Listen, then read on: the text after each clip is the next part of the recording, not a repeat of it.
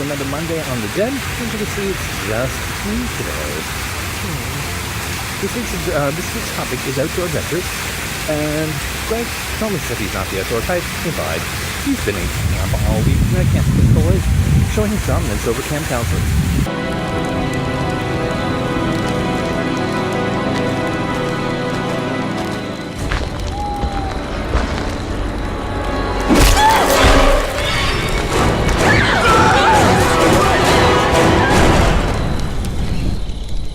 You can see his adventures on our Twitch feed, twitch.tv/manoftheden, and see what Greg's been up to. It's been quite a bloody mess.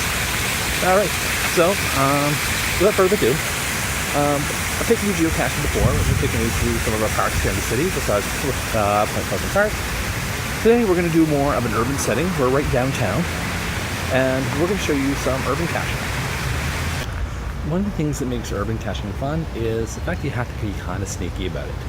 People place these things here for fun so that people can find them and they can share their and they can share their tips and hints on how to find it as well as you can leave notes and thank yous or put other trackables that do get tracked. I've found one that was originated in Australia and found its way up here in Halifax into the middle of the woods.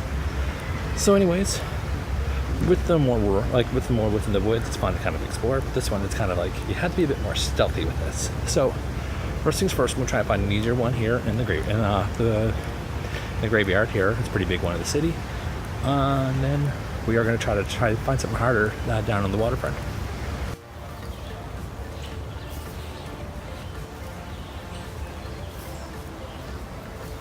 What I really enjoy about doing a lot of geocaching is it takes you to some pretty interesting spots. Like right now, this is a historic graveyard. If you're a beer drinker in Canada, you know about Alexander Keith's. This is Alexander Keith's gravestone, and every year on his birthday, people in the city come by and pour one out for him on his gravestone. And that's usually around first couple weeks of October. It's usually a pretty big party in Halifax for that as well. So I'm at the close location for my first one. It's going to be kind of difficult, as you can see, there are apartment buildings behind me, and even though it's a graveyard, there's still quite a few people. I've had to avoid 3 or 4 people already. The only hint given on this one's called the GEOCACHE. Only hint is salt and water. I followed the map and I'm at the close location. I'm not going to show you exactly where it is, as that would be a jerk of me to do that. So basically, I'm just giving you some hints on some of these ones. This one's supposed to be found within a fence. Always just kind of keep a close eye, look on top of the fence, look at things, see if it's hidden somewhere, look around, and always follow the clue, because it may just be something like my name on a gravestone. It could be just a word printed somewhere. You can usually figure it out from there. So I found my first one. Couldn't find the clue answer except for that it was actually on the container itself, saltwater taffy. So I kind of found this one looking at the ground. I saw an opening, and there was just happened to be open right there. So there we go, mark 1 for 1. The next stop takes us to the center of downtown. We are on top of Citadel Hill. I am trying to avoid people. This game is either the best game for introverts or the worst game. I'm just absolutely trying to avoid absolutely everybody.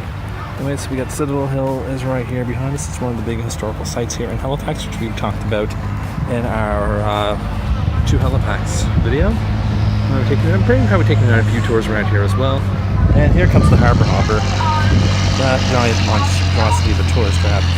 Alright, so the next cache is down here.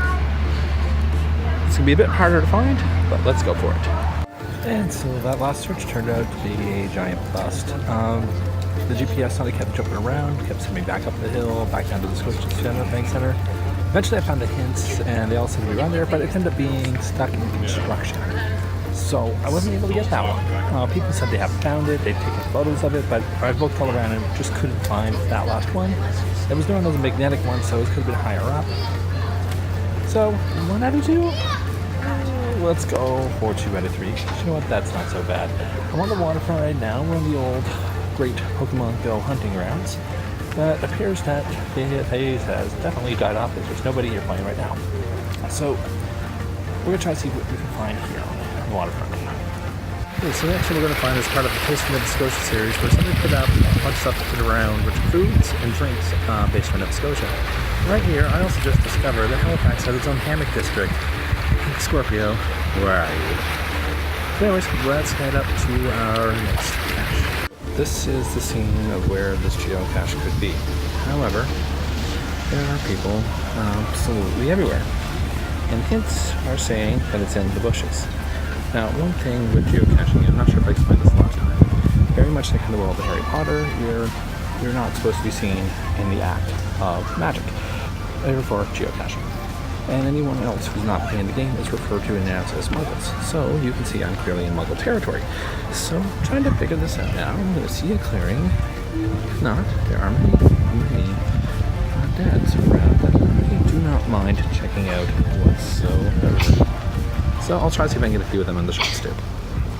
That was also a bust. There was just far too many people. The crew was, there was a phone booth there. Searched all over the phone booth. People started looking at me weird. People started questioning me. So I was just like, oh, okay. I'm not going to start crawling around in the bushes to try to find this thing. But you know what? People are having fun. I'm not going to fault them for going out and enjoying the sun. And I found one out of three. But you know what? I'm still going to go treat myself to a beer right now on the waterfront. So let's go. So that about wraps up this week. Again, we evenly come one of the 3 geocaches, but had fun doing it. It's a beautiful day, and I'm treating myself to a nice stubborn goat raspberry wheat. So I'm pretty content right now. I can't wait to see what the other guys have to do this week for their outdoor adventures. And there's like, share, subscribe. Is this something that you're into? Is this something that you'd like to get involved in? Talk to me. I can give you some tips and pointers to get you started on your way. Anyways, thank you guys for watching again. Enjoy the rest of your week.